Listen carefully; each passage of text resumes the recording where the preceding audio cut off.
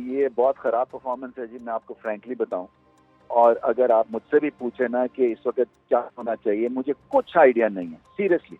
मुझे इतनी ज़्यादा ये एक तरह से खिचड़ी पक चुकी हुई है, क्योंकि आप देखें ना, आपने वो एक स्ट्राइक रेट के चक्कर में वो वर्क इन प्रोग्रेस जो है जी, कि हम अब जो है ये ट्राई कर रहे हैं और अब ये ट्राई कर रहे हैं और स्ट्रैटेजी भी ऑलराउंडर्स बेस्ड है, तो फिर आप मैच भी नहीं जीतते हैं और फिर वर्ल्ड लेवल के टूर्नामेंट के ऊपर या एशियन लेवल के ऊपर आप एक्सपोज भी हो रहे हैं। तो ये क्रिकेट के लिए चीज ठीक नहीं है। सो इसमें जो मुझे ऐसा लगता है कि आपको दोबारा से सोचना पड़ेगा कि आपको करना क्या है, आपको आगे कैसे बढ़ना है। और अगर आपने इसी तरह से चलना है तो फिर आप अनाउंस कर दें कि हम अभी वर्क इन प्रोग्रेस है, please bear this with us, हमें थोड़ी सी आप मोहलत दें and we will produce a fantastic team for you. तो मैं I can understand that, I can take that also as a fan. But अगर आप ये उनको कॉन्फिडेंस में नहीं लेंगे और इसी तरह से हमें मार पड़ती रहेगी तो फिर प्रॉब्लम है। तो रमीज साहब, हाउ लॉन्ग, मतलब हम कब तक ये कहेंगे कि भाई हम इसको फिक्स करने की कोशिश करते हैं? और मुझे फ्रैंकली ये भी समझ नहीं आ रहा कि मैं आपसे कौन से प्लेयर का प्रायोरिटी के ऊपर सवाल करूं। ज़ाहिर है आपका टाइम भी लिमिटेड है और यहाँ पर प्रोग्राम का टाइम भी लिमिटेड होता है। मिसाल के तौर पे साइम अयूब आज दूसरी दफ़ा मुसलसल पहले ओवर में 0 पे आउट हो गए। वो अलग बात है कि उन्होंने 3 विकेटें ज़रूर ली, लेकिन क्या वो बैट्समैन से बॉलर बन गए? हमने उनको बॉलर बना दिया है, तो उस तरफ उनकी एक्सपेक्टेशन हम रखें और यहाँ पर उनको 0 पे आउट होना मतलब क्या बर्दाश्त करें? हौसला रखें बस इसके हवाले से।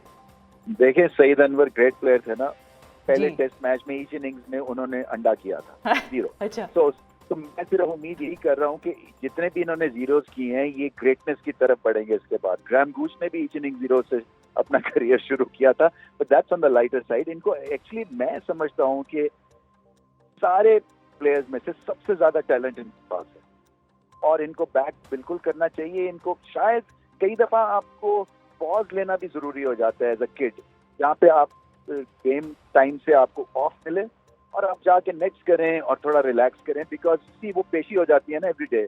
और जब आपकी फॉर्म नहीं और T20 में तो आप पे ज्यादा प्रेशर होता है to get cracking straight away, तो उसमें फिर आप जब स्कोर नहीं करते हैं तो और प्रेशर हो जाता है। तो ये बुरी बात नहीं होगी साइम के लिए कि थोड़ा सा इनको टाइम ऑफ दे दिया जाए। अच्छा ठीक है, टाइम ऑफ दे दिया जाए। अच्छा रमीज साहब, ये भी बताइए कि हमने भारत के खिलाफ 63 डॉट बॉल्स खेली और T20 में तो ये कहा जाता है कि dot balls is a crime, playing dot balls is a crime.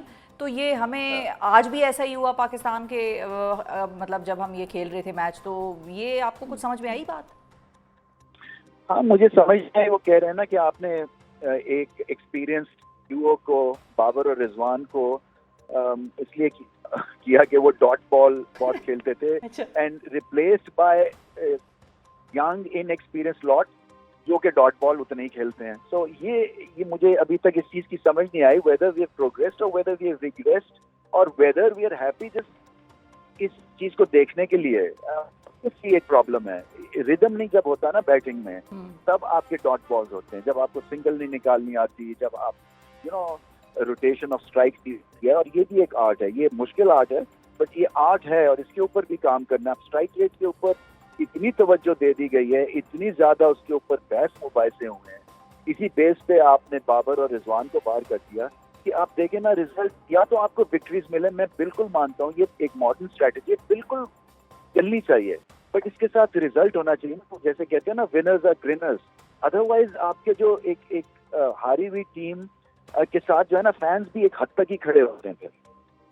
ठीक है। अच्छा, और बॉलिंग के हवाले से अगर हम बात करें, आज हमने बॉलिंग में हारिस रऊफ को सेकंड पेसर के तौर पे तो खिलाया, लेकिन जब हम भारत से खेल रहे थे तो उसमें हमारा स्पिन अटैक की तरफ जो है वो ध्यान जो है ज़्यादा था। शाहीन आफरीदी अकेले थे एज आर मेन बॉलर।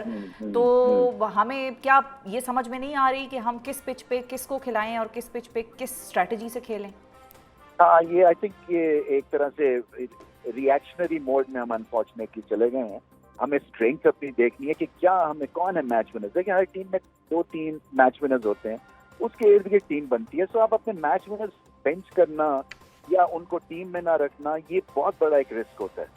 तो आप सारी कश्तियां जला के चले गए हैं, बट उसके बाद रिजल्ट जरूर आने चाहिए। तो मेरे ख्याल से ये जो लूजिंग सैंपल साइज है ना, ये बढ़ गया है और इसके ऊपर कुछ ना कुछ ड्रास्टिक आपको डिसीजन मेकिंग की जरूरत है। सो अगर आपने ठीक है। देखा है कि हारिस आपके मैच विनर हैं या हारिस आपके विकेट टेकिंग ऑप्शन है जिससे कि स्लो डाउन प्रोसेस और प्रोग्रेस होता है इनिंग्स का, तो इनको खिलाएं फिर। सही है। अच्छा रमीज राजा साहब, चूंकि आपने भी वो पोजीशन होल्ड की है जिस पोजीशन पर मोहसिन नकवी साहब आज हैं, आपको क्या चैलेंज लगता है जब आप उनके शूज में खुद को रख के देखते हैं कि भाई this is something that he can not fix या this is something that he should do to fix this? मुझे ऐसा लगता है कि देखें ना, क्योंकि तो जिम्मेदारी आती है, जो ओहदा चेयरमैन के पास है, चाहे वो आप थे या वो थे, तो वो लोग उनको मतलब they are held accountable by people, चाहे उनका। नहीं, बिल्कुल सही बात है। एंड तो देखिए मेरे पे भी बहुत प्रेशर था। मेरे पे तो जब वर्ल्ड कप हो रहा था, पता नहीं आप उस वक्त ब्रॉडकास्टिंग या जी बिल्कुल बिल्कुल, यानी तो क्या था, हम जिम्बाब्वे से जब हारे तो पूरे चैनल्स ने ये लगा दिया कि ये रिजाइन करें जी, ये उसके बाद हम फाइनल खेल गए। तो कहने की बात ये है कि कई दफा आपको थोड़ा सा चांस भी देना चाहिए एडमिनिस्ट्रेशन पॉइंट ऑफ व्यू से। बट एनीवे आई थिंक इनके 2-3 जो मैंने इनसे बात भी की है, तो ये जो रिफ्लेक्शन है ना इस टीम की परफॉर्मेंस का, ये रिफ्लेक्शन है आपके लोअर एंड पे क्या चीजें हो रही हैं या नहीं हो रही हैं। तो टीयर 2, टीयर 3, टीयर 4, चाहे वो आपकी डेवलपमेंटल स्क्वाड्स हैं, चाहे आपके अंडर 19s हैं, अंडर 17s हैं। मैं फिर से कहता हूँ, जो पाकिस्तान जूनियर लीग शुरू करवाई थी मैंने, वो इतना बड़ा प्रोजेक्ट बन सकता था हमारी आगे अपने टीम को या यूथ को एडवांस करने के लिए, टैलेंट को। और मैं ये भी समझता हूँ कि अगर 3 फॉर्मेट है, 50 ओवर्स टेस्ट क्रिकेट और T20, तो पाकिस्तान की जो एक नेचुरल इंस्टिंक्टिव एक टेक है ना, वो T20 की टेक है हमारे डीएनए में की। उसमें आप वर्ल्ड चैंपियन बनने की फिर कोशिश करें, सारा जोर आप लगाएं, क्योंकि इसके वर्ल्ड कप्स होते हैं। अब आपके प्लेयर्स को पैसे मिलते हैं, आप लीग्स खेलते हैं T20 की, और फिर तो इसमें जोर लगाए ना। फिर तो आपकी स्ट्रैटेजी होनी चाहिए कि चलें टेस्ट क्रिकेट में अभी हमें लगेंगे 5 साल, 50 ओवर्स बहुत कम होते हैं, उसमें हम ठीक है मिड टीयर की टीम बन गए हैं। बट T20 में फिर आप चैंपियन टीम बने। तो एक तो लोअर टीयर पे बहुत काम करना है। इस टीम को बहुत ज्यादा जरूरत है स्किल को इम्प्रूव करने की, बॉडी लैंग्वेज की। और वो किस तरह से होगी रमी साहब? अगर आज का मैं आपसे पूछूं कि आपने उनको क्या यही सेटअप कैरी ऑन करने का मशवरा दिया, या क्योंकि हमने ये देखा कि गैरी कर्स्टन को सैक किया गया, जेसन क्लिस्पी को सैक किया गया, तो इसी सेटअप को कैरी ऑन करना चाहिए माइक हैसन के साथ, या कोई और कोच चाहिए हमें? मतलब देखिए मैंने ये भी कहा था कि अगर आज मैं 0 करके ड्रेसिंग रूम में जाऊं ना, तो मैं पागल हो जाऊं, इसलिए कि वहाँ पे 7 जो है ना, चाहे वो बैटिंग कोच है, चाहे वो फील्डिंग कोच है, वो फिटनेस कोच है, वो एक और है साइकोलॉजिस्ट है या साइकेट्रिस्ट है, वो मुझे ना देख रहा होगा कि हम इसको जाएं और बताएं, और मुझे नहीं किसी की सुननी, बिकॉज मुझे अपना इंट्रोस्पेक्शन करना है कॉर्नर में जाके। तो ये ओवरलोड जो ड्रेसिंग रूम को कई दफा कर देते हैं ना, एक मॉडर्न वॉरफेयर बना लिया हुआ है। ये मैं उस एरा से आया हूँ जहाँ पे एक कप्तान था, एक लीडर था, एक मैनेजर था, और वो सब चीजें करता था, and it was simple, yet we were the world champions. तो मुझे ये लगता है कि इसके ऊपर डिबेट जरूर होनी चाहिए कि what is enough, what is the minimum और द मैक्सिमम रिक्वायरमेंट जो कि करनी है इनको।